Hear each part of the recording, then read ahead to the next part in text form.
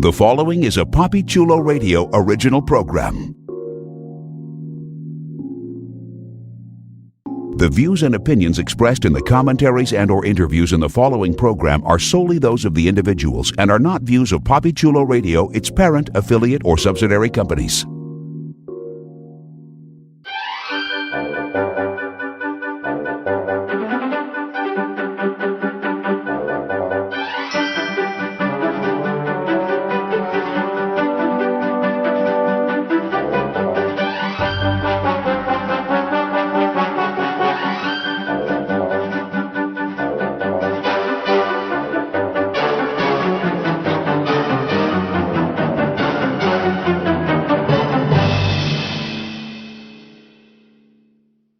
Welcome to Storybrooke Weekly Mirror in Wonderland, the unofficial Once Upon a Time in Wonderland internet radio show exclusively on PapiChuloRadio.com.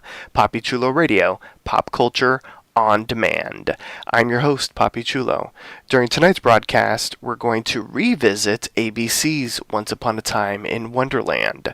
Later on in the broadcast, get ready for a spoiler alert as we bring you the hit ABC series' Easter eggs and ratings. Please welcome my wondrous co-hosts. People must fear her. It's Jess. Hello, everyone. I have no words. And she will never give you what you want. It's Katie Cat. That's right. It's never going to happen. Hey, guys. Hope you're doing good tonight. All right, everybody. Let's jump into our recap of episode 1.07, which was titled Bad Blood, and originally aired on December 5th, 2013. Here's the official synopsis of the episode. When Alice discovers that her father is in Wonderland, they begin healing their broken relationship, which leads to her having to make a difficult decision. In flashback, a young Jafar is emotionally distraught after his mother dies, and we find out what drove him to become the unforgiving villain he is today. So I want to get everyone's initial reaction to this revisit to the episode Bad Blood. And we'll start off with Jess.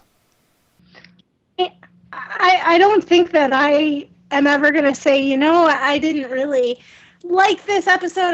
Because the truth is, I was absolutely in love with this series. And I'm actually ashamed that I didn't watch it right when it was airing. I watched the first 4 episodes and then just got busy and it kind of fell by the wayside, and I picked it up after I found out that it was canceled. And I'm so amazed at how fast-paced and how snappy and how consistent this show is with its writing and its characters and its plot lines, and it's just such a great world and a great show to watch and escape with, and I just love it so much. And this episode was no exception. I think I talked about on an earlier episode how I really enjoyed the fact that they didn't give Jafar the Maleficent treatment, where they made him they gave him a sympathetic. They didn't make him a sympathetic character. They gave him a backstory, but it was no excuse for the evil things that he had already done. And I'm just so impressed that they're still, at this point in the series, they still managed to hold on to that. And, yes, you can feel sympathy for Jafar, but he's not entirely a sympathetic character. What he's gone through is terrible, but the choices that he's made to inflict, pain and torture and suffering upon others it's not a good enough reason. He's not a sympathetic character. He's a villain and he's bad to the bone, and I love that about this show. Katie, what are your thoughts on the episode Bad Blood? Well, Jess said a lot of what I was thinking, but I just really like this episode because we got to see Alice and her father, and we got to see backstory for Jafar. So we got to see a lot of really great scenes in this episode. It was definitely better than the episode before this, I thought. It was a step up. There are a lot of really great scenes in there that you think back on and know that they're well acted and such like that. And it was a good episode. I liked it overall a lot. I agree with both of you. I thought it was a very strong episode, especially after the bit of a clunker that was the previous episode. I love a Jafar backstory. I said this last time. I feel like his backstory, as well as like the Will and Anastasia backstory, is really fascinating to see. And we've seen a lot of villains in the Once Upon a Time universe, and I love how his backstory is completely different. It wasn't kind of like a rehashing, or it didn't have any elements of some of the other villains on the show. It was really unique to the character, and it really gave us a better understanding as to why he's doing what he's doing. So I give kudos to all the actors, because I thought it was well acted. So before we get into our thorough recap, here are a few reminders on how you can interact with the show via social media. Like us on Facebook, facebook.com/Storybrooke Weekly Mirror. Follow Poppy Chulo Radio on social media. We are on Facebook, Instagram, Twitter, at Poppy Chulo Radio. Do you have any questions, suggestions, comments, or concerns? Email us via contact@poppychuloradio.com. Are you interested in joining the Poppy Chulo Radio team as an on-air personality? Email talent@poppychuloradio.com. Binge listen to your favorite Poppy Chulo Radio programs by visiting poppychuloradio.com/archives. Okay, so let's do the flashback first, because I just thought it was really well done and very well acted, especially by young Jafar. So we flash back to Jafar's childhood, obviously before he takes upon a life with Amara. It's right when his mother dies, and it's like a deathbed confessional type of thing. She confesses to him who his real father is, and it is the Sultan. And she gives him a ring that she's wearing, and she tells young Jafar, go take it to the Sultan. She'll know who this is from, who you are, and she sort of implies that the Sultan will take care of him, especially once he realizes that Jafar is his son. And this is probably the only gripe that I would have. It's like the deathbed confessional, and then all of a sudden they die. It's like, let me tell you all this pertinent information, and now I'm dead. So what was interesting, though, is that when she dies, this like puff of smoke emanates from her body. And this is important because we see this later. So I thought that was interesting. So Jafar ends up scheming to get an appearance in front of the Sultan by basically committing a crime that would cost him his hand. And when the Sultan is like, you know what happens, which hand? And once he shows him the hand with the ring on it, it gives the Sultan pause, and he realizes who Jafar is. He also realizes who his mother is, and so he puts everything together, and the Sultan refuses Jafar's wish to call him father. And he does tell him that you may stay in the palace, but you will be a servant. You will serve the royal family. And of course, remember, don't call me father. I am not your father. So Jafar agrees. Later on, we see the Sultan and his son, a.k.a. Jafar's half-brother, Mirza, doing a, I don't know what you would call it, like a diplomatic meeting, I guess, where there's a bunch of different politicians and diplomats, and they're talking about land and the stuff politicians talk about in Agrabah.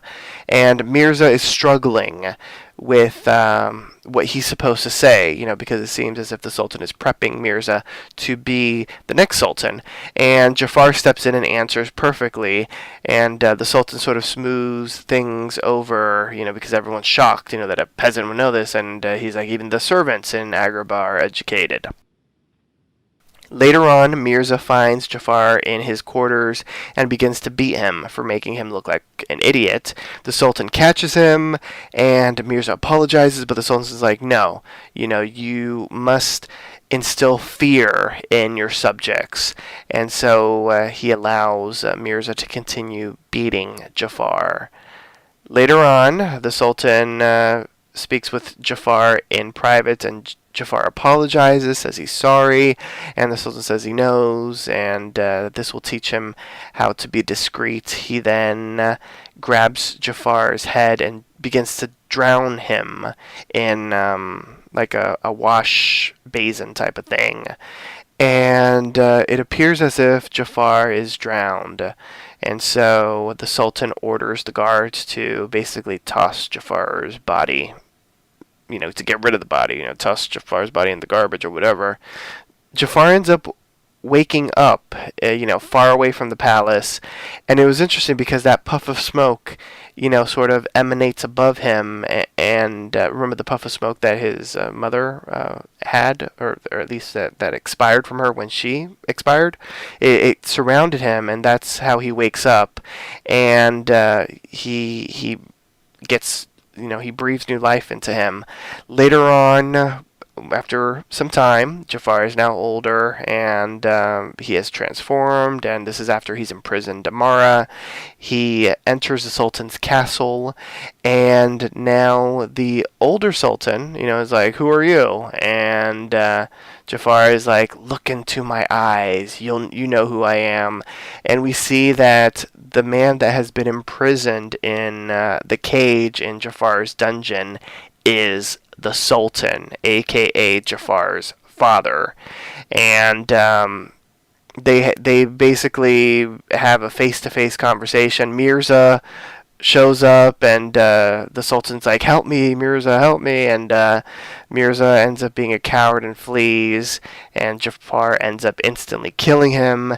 And Jafar is like, listen, everything will be fine if you just say one thing to me. Say one thing to me.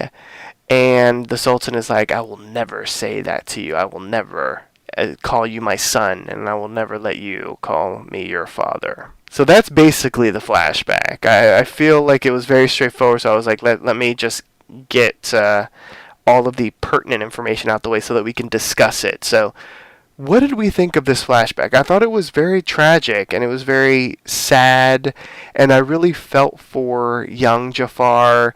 Obviously, Jafar is an adult, has done horrible things, and these experiences as a child really festered and grew this need for vengeance, which I get. But it was just tragic because you could see in young Jafar's eyes that all he wanted was to be loved and to be accepted by his father, and the Sultan wasn't having that. What did we think of the flashbacks to Jafar's young life? Katie? I really liked it. I thought they were really well done, and we definitely got a look into kind of why Jafar is the way he is, even though, nothing excuses behavior like his, but we can kind of understand why he turned out the way he did. It's just a tragic backstory. He goes to the Sultan, and the Sultan is horrible to him. He's just, I'm not your father. Don't call me your father. Yeah, your stepbrother can beat you up. That's awesome. Keep beating him up. And then he tries to drown him and throw him out, of the castle. And he was a horrible guy, especially to Jafar. And I can understand why he was so upset, I guess you could say, with his father for trying to kill him. But it was really well done backstory. We got to get into the characters and understand them a little bit more, and it was just acted very well. And I hate Mirza. hate Mirza. As much as I hate Sultan, I also hate Mirza. Oh, Mirza's a little shit. Yes. Oh my gosh. He's I've horrible. I will say, I do not approve of physical violence against children, but I've never wanted to beat a child more than Mirza. He was so horrible. He was horrible. He really was. Who does that? Like, who does that? Lord. Apparently Mirza does. Yeah. That was, Yeah. So it was a good backstory. I liked it. Jess, are you Team Sultan, Team Jafar, or Team Mirza? No, I'm team Little Jafar. Okay. Because Little Jafar, as an adult, he scares me. I would not want to even, like, look at him in a bar. I would just run and hide. What if he flirted with you?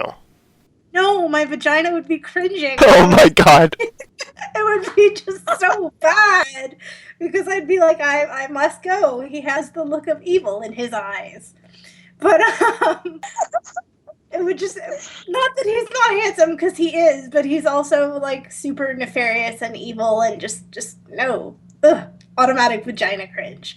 But anyway, I felt sympathy for little Jafar, because that is the death of a parent is a big thing for someone to go to, and he's just looking for somewhere to go. And he ends up almost being murdered because he's essentially a child with no direction and no, like, whereabouts as to how to continue and pick up the pieces after his mother has died. So I'm definitely Team Little Jafar. I really wanted him to, like, smack or punch or kick that kid back. Oh my god. I was waiting for it. I was like, are you gonna, like, block his punches or, like, bite him in the neck or something? But then that never happened.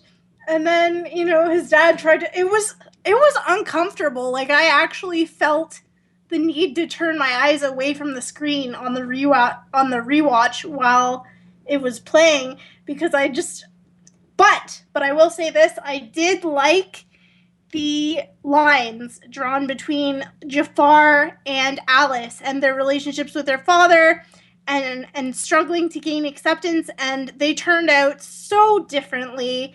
But essentially, you know, Alice came to Wonderland wishing in her heart for her father's love, and Jafar is an adult and still craving for his father's love. You know, Alice has Cyrus, so I feel like while it would be nice for her to have her father's love, and she definitely would appreciate it, I think she understands that she's being appreciated in a different way, and if her father never is quite on her level or doesn't accept all of the Wonderland stuff, like, that's fine, because she has Cyrus and he loves her for who she is. Like, he's never going to try to change her or try to make her be somebody that she's not to fit into society's standards or wherever. And Jafar doesn't have a Cyrus. And I don't even think that he wants one. I think, you know, when he was almost killed, it was easier for him to grab onto that icy little ball of hatred in his heart and let it fester and let it expand, so that there's not room for a Cyrus in his life. There's not room for anybody that could possibly patch up those wounds and be like, well, yeah, your dad's a fucking dick, but I still think you're cool and I'm gonna love you anyway.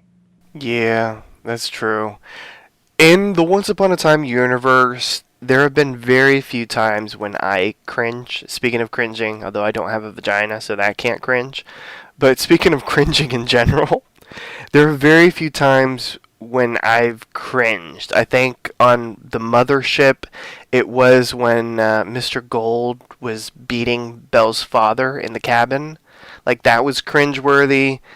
And in this episode, there were two instances when Mirza was slapping the crap out of Jafar. That made me wince. And then when the Sultan drowned Jafar, I was like, wow. Like, Yeah. for the most part on TV, they try not to harm children, for the most part. And to see an adult, like, drowning a child, I was like, wow, this is some deep shit. I was like, what the hell am I watching? But Jess, you are very descriptive and metaphoric, which I love. So I need to get your take on Mirza. Mirza as a child and Mirza as an adult. Oh, God. Okay. You know that part when you're in like a really good book and you're super immersed, and then something terrible happens, and you want to put the book down, and you want to leave it on your TBR pile forever because something horrible happened, and it's uncomfortable to read and uncomfortable to watch, but you make yourself like push through it because you're hoping that that uncomfortable thing will just fuck off and die, and then it fucks off and dies, and you're like, yes! Yes! I knew this book was worth finishing. Yeah, that is my feels towards Mirza, basically. What a dick. If there was ever a child that needed to be gently but firmly disciplined, it's him. He didn't even know those laws, and Jafar did, which I was like, what? Like, obviously, okay, whatever. It wasn't proper for him to speak out in court and make the prince look like a fucking idiot. But he is a fucking idiot. So, I mean, at least recognize that one of your sons has a genuine gift for being a ruler and understanding laws and things that would affect your people instead of kissing the feet of this legitimately born heir that is the world's biggest asshole and is probably a moron and a coward to boot because he didn't even try to save his father. He just kind of... whatever, he deserved it. Yes, I agree. Because why not? That's good. Yes. Now let's talk about the essence that left Jafar's mom, and then we saw it again when Jafar was revived after drowning. What did we think of that? That was interesting, at least in my opinion. Yeah, I was kind of confused. I was like, is that the spirit? Is it their soul? What's happening here? And I don't know. It was really interesting. It was an interesting thing for them to play around with. But I don't know. I'm still confused at this point. I agree. Yeah, it was something different in the Once Upon a Time universe. I don't think we've ever really seen something like that before, like someone's spirit, soul, aura sort of like living on, and it ends up, or she ends up saving her child. Which was interesting, because we see a lot of that in the show, that it's not just true loves, between, relationships. True love between people. Yeah, that's the word I'm looking for, between relationships. It's also between, like, parents and children, and so they kind of carried that over into this world with that scene, having his mother kind of save him in a sense. So that was interesting. Yeah, I agree. I completely agree. Okay, so let's get into the present day stuff. We pick up right where we left off with Jafar posing as a Bethlehem mental hospital doctor, chatting with Alice's father, and he basically is like, I got to know Alice, and I know where she is, and Edwin, Alice's father, is like, well, can you take me there? And so he explains that it's a little tricky. And so he opens up his medical bag, and there's the white rabbit, and obviously Edwin is surprised, and the white rabbit creates a portal, and Edwin's like, where the hell are we going? And he's like, well, some people like to call it Wonderland. So they land in Wonderland. Edwin is still confused. He's like, this must be a hallucination. This can't be real. And still posing as a doctor, Jafar is like, oh no, it's very much real. But, Alice is here, and I told her that this is a dangerous place with villains and this, that, or the other, and strange creatures. And I told her she needs to leave, but she's not gonna trust me because obviously I'm associated with the hospital. Maybe she might trust you. And that's when he explains that unfortunately he doesn't have the great relationship with his daughter. They're estranged because he didn't believe her. And that's when Jafar is like, well, I wish you guys had a better relationship because obviously you are not of use to me. We catch up with Alice and Will, and she has exposed Jafar's palace, and they come to the realization that we already knew. It is on a floating mountain. Dun dun dun. Elsewhere, the Red Queen is trying to find Cyrus, and that's her main goal. Her guards have not found Cyrus as of yet. Jafar pops back, and he's notified by the Red Queen that Cyrus has escaped, and that she's doing her best to find him. So we have Alice's father in prison, strapped down into a chair, and Jafar basically is like, you're of no use to me, but I know a way you can be useful. He extracts some blood from Edwin and starts creating a potion. Basically what the potion is, it's a transformative potion.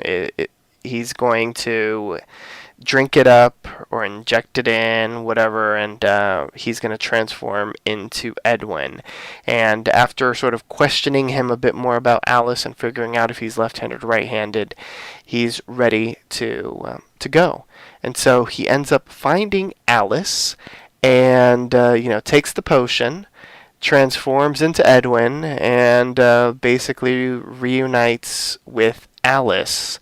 And so Alice is hesitant to believe her father because of all the mistreatment that she's had for all the years.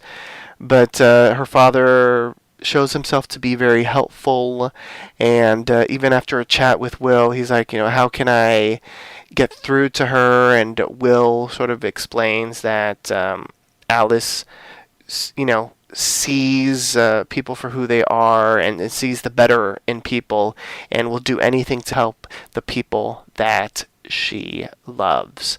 And so while they're separated, Jafar as Edwin casts the spell and draws in this dragon-like creature. The creature attacks, and at one point it seemed as if Edwin was going to be toast from the dragon's fiery breath, but he gets saved by Alice, and with that, Alice sort of, with that life or death situation, she embraces her father and forgives her father. Let's pause right here and discuss what's been happening with this ruse that Jafar has pretending to be Edwin. And it's interesting because it's like whenever they embrace, you can see him turn evil, turn into Jafar, have, this stern look on his face. And there was a moment when Will calls him I think you're a right bastard, and the word bastard is something that infuriates Jafar because I mean that's what he had been called, as a child, a bastard. What did we think of this, and how did the actor, because obviously that's not Jafar, this is the actor that plays Edwin playing Jafar as Edwin, did we see him do a good job as that? Really taking on some of Jafar's mannerisms? Yeah, I think so. I mean, you could tell that there was something a little bit different about him. It wasn't super obvious, but there was this edge that you could kind of sense in some way. And especially during that scene with Will and him, you could see that there was something there that was not, that made, her dad not all that he appeared to be. So it was a really interesting play to have Jafar become her father to try and extract information or whatever. it was an interesting way to go, and I liked that they went that route, and we got to kind of see it play out and see how the characters reacted to it. And I mean, Jafar went to great lengths, like just to get the information he needed to make sure that this disguise was going to be foolproof, that he got every little detail right. He figured out that her father was left-handed. He figured out all these different things so that he could make his portrayal as her father that accurate. But he is willing to go very far to get what he wants, no matter what it is. So, he's definitely someone that they should not underestimate at all. Ain't that the truth? So catching up with the real Edwin, he has been caged up in one of Jafar's bird Iago-style bird cages in Jafar's dungeon in the palace, of course. And he has a chat with the Sultan. And basically, like, the Sultan is like, you're never going to be able to escape. In my time that I've been here, there's only really been one person that escaped, and it's Cyrus. And he's like, Cyrus? And he's like, Alice is Cyrus? And then he's like, Alice? Like, everybody knows Alice up in Wonderland. And so he's like, yes, and it was an interesting conversation, because it was just interesting. Like, I love when they pair up characters that you never really would have thought would have been paired up with, like the Sultan and Edwin having a chat about fathers and, fathers and their relationships with their offspring. It was interesting. I thought it was really fascinating. This conversation was key because it showed us that Edwin is very much into his faith, and he prayed before eating whatever that was, that dragon's blood stew or whatever it was that he was chowing down on, because that was very important in the next scene. So something that I failed to mention is that the plan that Will and Alice have is that they had found this tree, which I thought was amazing. It was a tree that has this, it's called bird bark tree, and it's a tree that sort of chirps, and the bark floats. So they were basically going to create a hot air balloon, for lack of a better word, with this bird bark tree twigs and whatnot, so that they can float up to the floating mountain. And they were about to eat a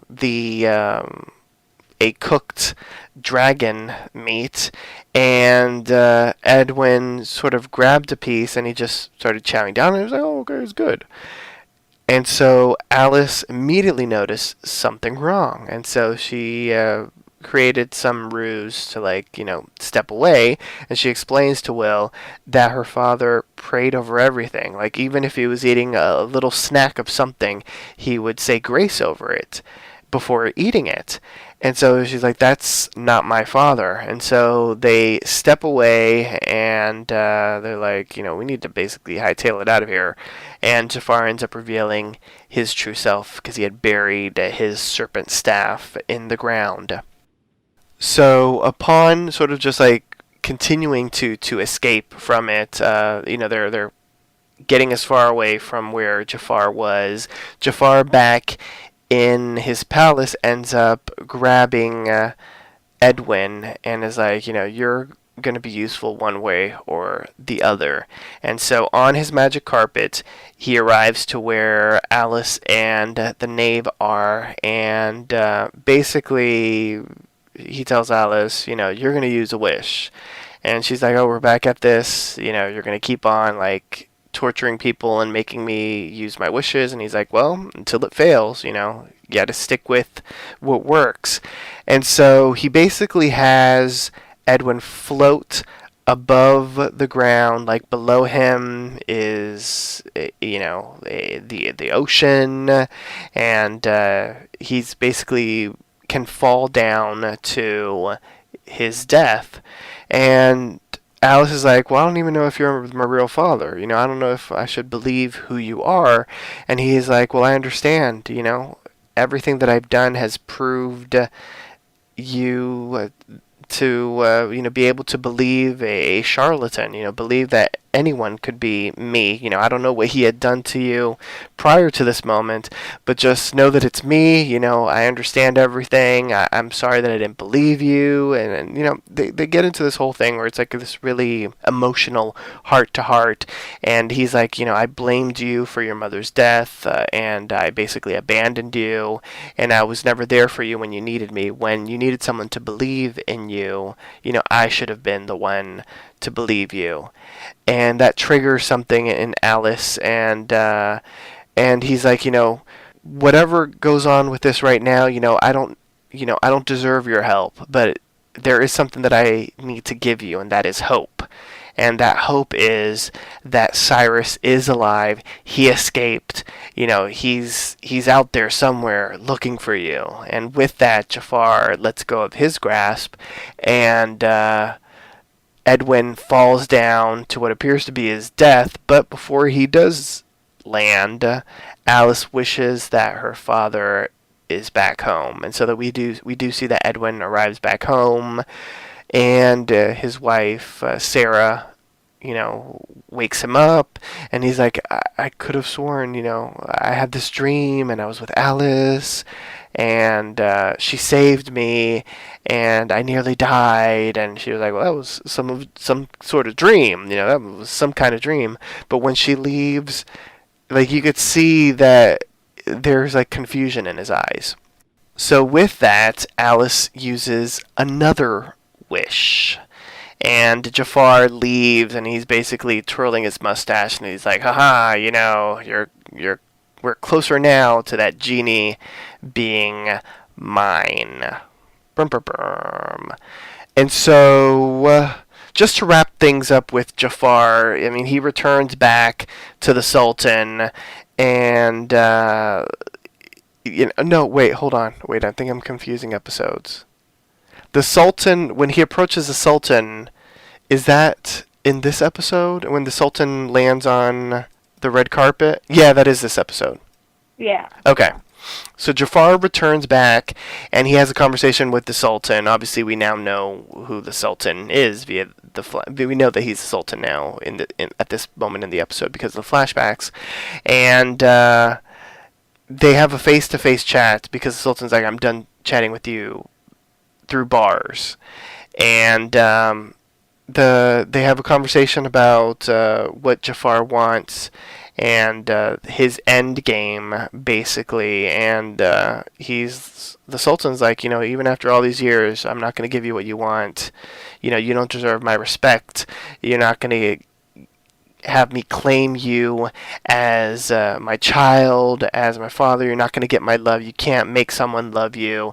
And he's like, yeah, well, I'm working on changing that, basically. And he's like, well, it's not going to be a real love. And then the Sultan's like, well, I do have something that I can control, and what I can control is me. And what ends up happening to me. And so he ends up leaping off of the platform down to his death, basically. But Jafar's magic carpet catches him, and Jafar is basically like, oh, things will change, basically. Get back in your cage. And to wrap up the other storyline that only had like 2 little brief scenes, we see Cyrus. He landed on a beach, or he washed up onto a shore, and he wakes up and he says, Alice. So let's discuss Alice and Edwin and Jafar and the Sultan in the present day. What did we think of these conversations and the things that happened between those characters in the second half of the episode? Jess? I liked it a lot. I think it tied together perfectly with the first half of the episode. I think they managed to tell a whole cohesive story, and they managed to dig pretty deeply into these issues that both Alice and Jafar have with their fathers and that their fathers have with themselves, because you can clearly see a lot of guilt. The first time I watched it, I wasn't sure if the Sultan was upset because he is no longer a sultan. He's basically hanging from a cage. Who knows how he goes to the bathroom? His food is probably shit. Oh gosh, Does he not even another get to- not another bathroom conversation. Sorry. No, because, well, for the listeners that don't know, over on our Flash recap, the Central City Chronicle, Jess is always curious as to how the prisoners go to the bathroom and how they eat.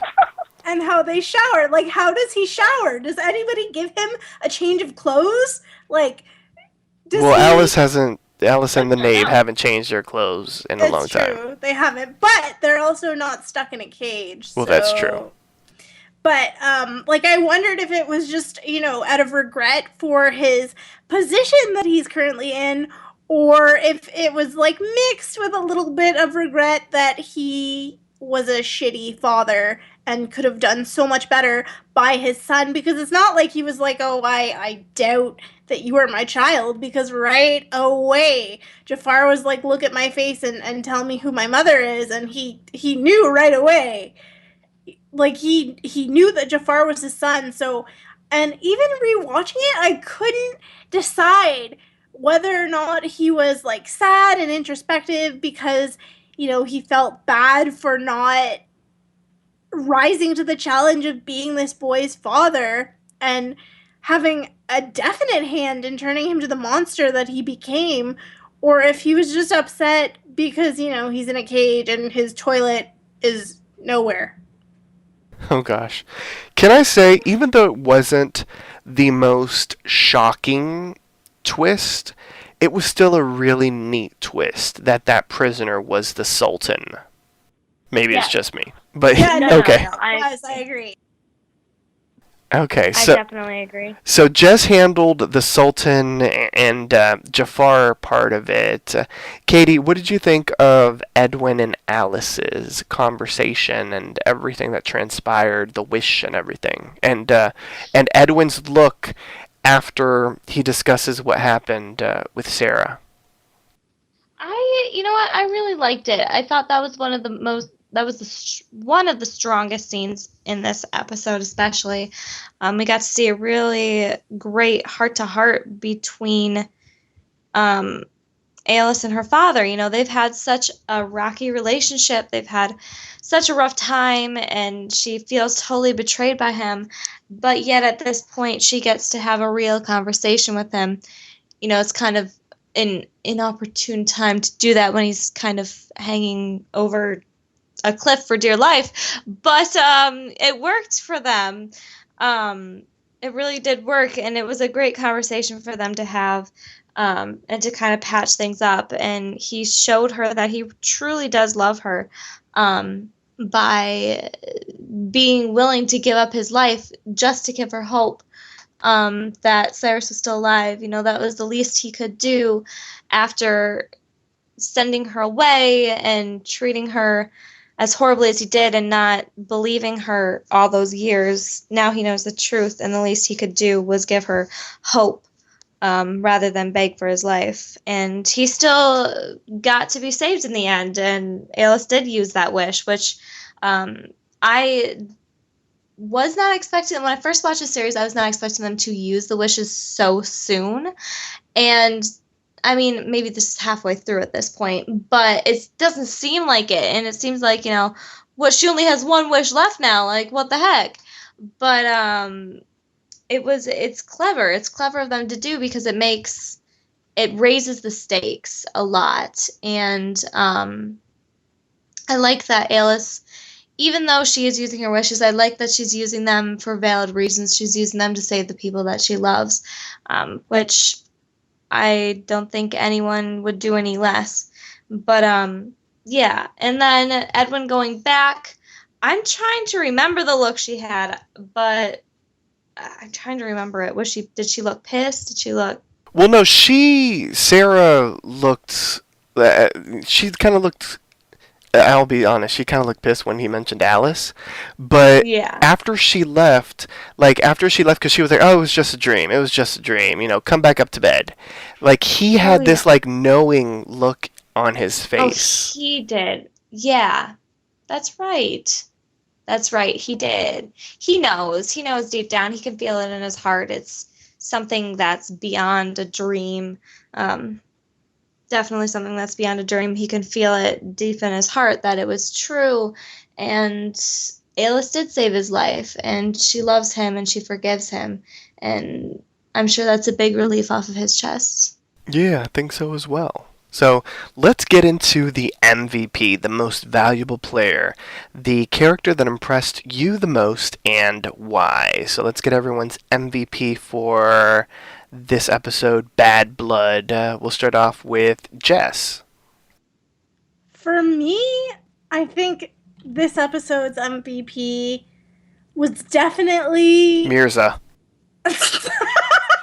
No, if Jafar makes my vagina cringe, Mirza just makes my reproductive qualities just shut right off. I don't want a child like that. I don't want the potential of a child like that. My ovaries are done. Gosh. They don't want to take that risk.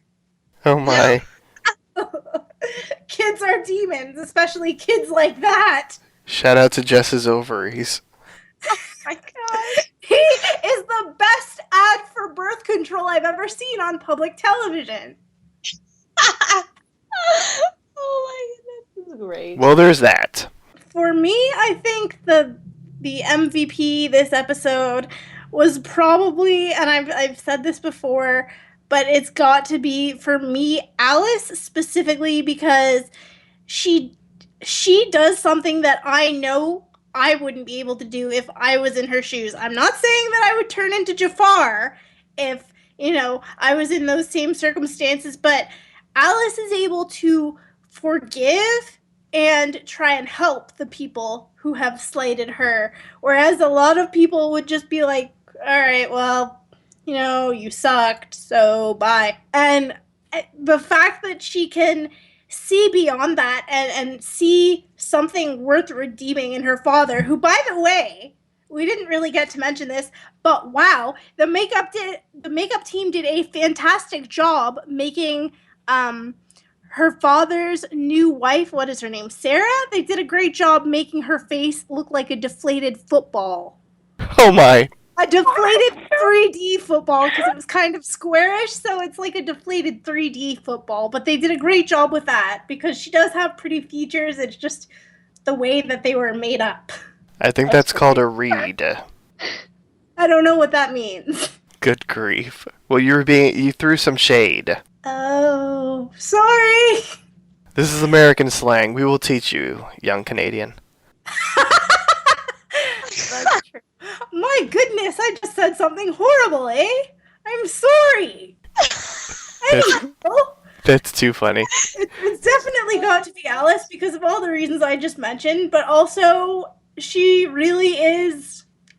Alice is the person that I want to be. Jafar as a child is the person I am. So hopefully I don't grow into Jafar as an adult. Well, you'll have fabulous hair.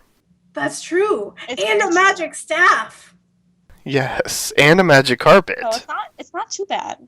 Oh gosh. So, I'll go next. And my MVP is young Jafar. No offense to older Jafar, but the actor that played young Jafar was so good. Like, you could feel, like, just his want, his desire to be loved and to be accepted. Like, it was like oozing out of the screen. Like, he played it so well, and like, you really felt bad for this boy. Like, all he wanted was to be loved and to be accepted by his biological father. And it was just so sad and heart-wrenching, and it was like really impressive to see. So I have to give major props to young Jafar. Something that I always like to mention as well, and this has sort of nothing to do with young Jafar but older Jafar, I always love to see how different sorcerers use magic differently, because we've seen in the past on the mothership Korra just transform herself into people, and we saw Jafar actually have to use a spell and a potion to transform himself into someone else. I thought that was really interesting and neat to see. I love to see how like different people use magic differently. I think that's fascinating. So Katie, your MVP. Okay, my MVP has to go to Edwin because, I mean, he didn't play a super big role in this episode, but the roles he did play when he was actually himself were good. He was willing to give his life up for Alice and just to give her hope. Because he knew that he screwed up majorly in his life, and he screwed up for a really long time, and this is the least he could do to try and make it up to her, to his daughter, who he loves very much. So, you know, it was a selfless act knowing he was going to die, but still giving her that hope anyway. I like that. And for this episode, we're going to give out an LVP, the least valuable player, and I think we all agree that that person is Mirza. Yep. Fuck you, spawn of Satan. Not today. Oh my gosh. Hashtag well damn. Alright, so it's time to rate the episode. We're going to rate the episode from 1 to 10 on a mushroom scale.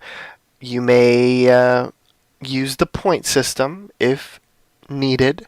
And of course, if an episode was exceptional, you may grant it a golden mushroom if you feel that it's worth more than 10. So we'll go in the same order. We'll start off with Jess. 8.9 mushrooms. And why? Oh yeah. Oops. I really, basically anything that has to do with like family drama, I'm here for that. Maybe it's because like I come from a fairly big family myself, so there's always something going on. But like I really appreciate when family drama is resolved and like people realize they might not have loved me the way that I wanted them to, but they loved me the only way that they knew how, and they loved me with every fiber of their being. So I really appreciated the dynamic between Alice and her father, and likewise, for many different reasons, I wouldn't say I appreciated, but, or I even liked, but I understood the dynamic between Jafar and his father, and even Mirza to some extent. Like, what a little brat. I would have put some, like, poop in his hair or something before I left. Oh my gosh! Any hoodle. Oh my. Okay. Well, I'll go next. I give this episode, and it should be no surprise because the last Jafar episode I gave it the same thing, but I give it the golden mushroom, and the reason is a very strong flashback backstory for young Jafar, a very strong emotional scene with, and even scenes with real Edwin and fake Edwin, aka Jafar as Edwin, with Alice. And I thought the actor that plays Edwin did a really good job at making Edwin off. You know, showing us that it was Jafar as Edwin, but still, you know, working his hardest to still be Edwin. I thought he did a really good job with that as well. So, really strong character elements, really strong plot development, and just overall a very strong episode, in my opinion. So that's why it gets a golden mushroom from me. Katie, what do you rate it? I am going to go with 9 mushrooms because I felt like it was a really great story. Just between seeing the different kinds of familiar relationships between a father and a child. First, you've got Jafar and his father, who literally tried to murder him. And then you have Alice and her father, who, you know, caused her all that pain for so many years by not believing her. But in this episode, he did believe her and offered her hope. And she forgave him. So you got to see those two varying different kinds of ways that parents can interact with their child and the long-term effects of that. You get to see obviously how Jafar turned out because of that, and then we get to see how Alice kind of forgave her father and saved him using one of the coveted wishes. So that was just really important, and yeah, so 9 mushrooms for me. So now it's time to get a little spoilery. Let's dive into some Easter eggs featured in this week's episode of Once Upon a Time in Wonderland and the Once Upon a Time television universe. This is an official spoiler alert. Spoiler alert. Check out our official Facebook like page by visiting facebook.com/Storybrooke Weekly Mirror. We're going to start off with the ratings. The episode was viewed by 3.24 million viewers when it originally aired back on December 5th, 2013. So let's get into a couple of Easter egg tidbits. First off, the title card featured the dragon that we saw in the episode. When Jafar summons the dragon, he casts a spell, and let's see if I can pronounce this properly.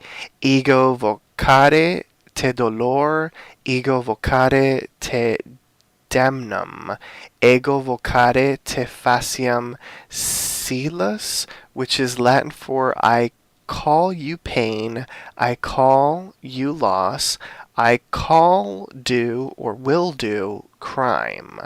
Which that's interesting. Wow. Yes.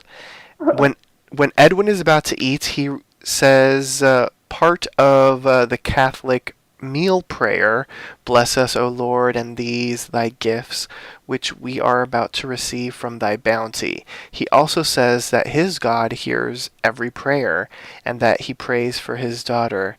Alice later says that every meal she's ever had with her father could not begin without saying grace.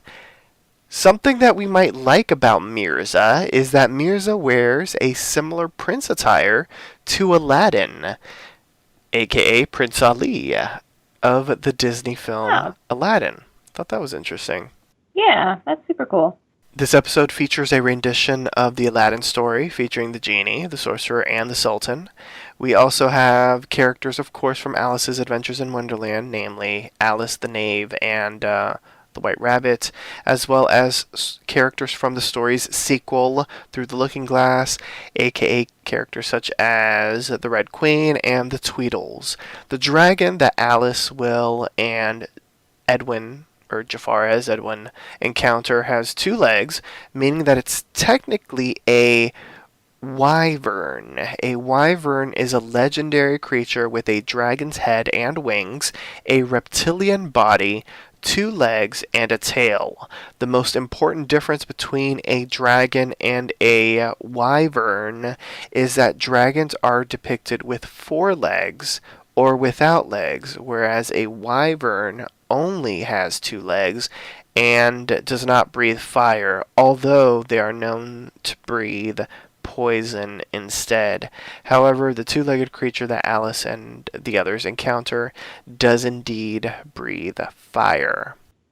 Other notes: when Dr. Lydgate was preparing for Alice's surgery back in the pilot, one of the things seen on the table was a big syringe. When Jafar is drawing blood from Edwin in the episode, he uses the same syringe, indicating that Jafar took it when he visited the asylum in the episode Who's Alice? Now, what's interesting to note is that the same prop is used as the syringe that the warden uses to inject himself with separation serum in the Once Upon a Time episode An Untold Story, which was the 5th season finale. Oh, interesting. Yeah. And the set for Jafar's house as a child is a redressed version of previous sets that we've seen in Agrabah. Basically, the 2 shops that we've seen, the blacksmith's workshop And yeah, and the easiest way to spot this is with the doorway, which I mentioned in a previous Easter egg section. They each have the same doorway with the exact same shape in all of the locations. So look out for the door. Yeah, sure. Look out for the doors. Yes, so on that note, join us next time for a brand new installment of Storybrooke Weekly Mirror in Wonderland. Visit the Papi Chulo Radio archives to download this episode and many more. Binge listen to your favorite Papi Chulo Radio programs by visiting papichuloradio.com/archives. You can also download tonight's broadcast and the rest of the series through iTunes. Just search for Storybrooke Weekly Mirror in Wonderland and subscribe. Please like us on Facebook by going to facebook.com/Storybrooke Weekly Mirror. You can also like Papi Chulo Radio on Facebook by going to facebook.com/Papi Chulo Radio. Help support Papi Chulo Radio financially by visiting gofundme.com/Papi Chulo Radio. Email us via contact@papichuloradio.com with any questions, suggestions, comments, or concerns. Are you interested in joining the Papi Chulo Radio team as an on-air personality or blog contributor? Email talent@papichuloradio.com. Co-hosts, please wish the listeners a good night. Good night, guys. Night, everybody. Have a good one. Thanks for tuning in. Join us every Tuesday at 7 p.m. Eastern, 4 p.m. Pacific throughout the summer for a brand new installment of Storybrooke Weekly Mirror in Wonderland. Good night.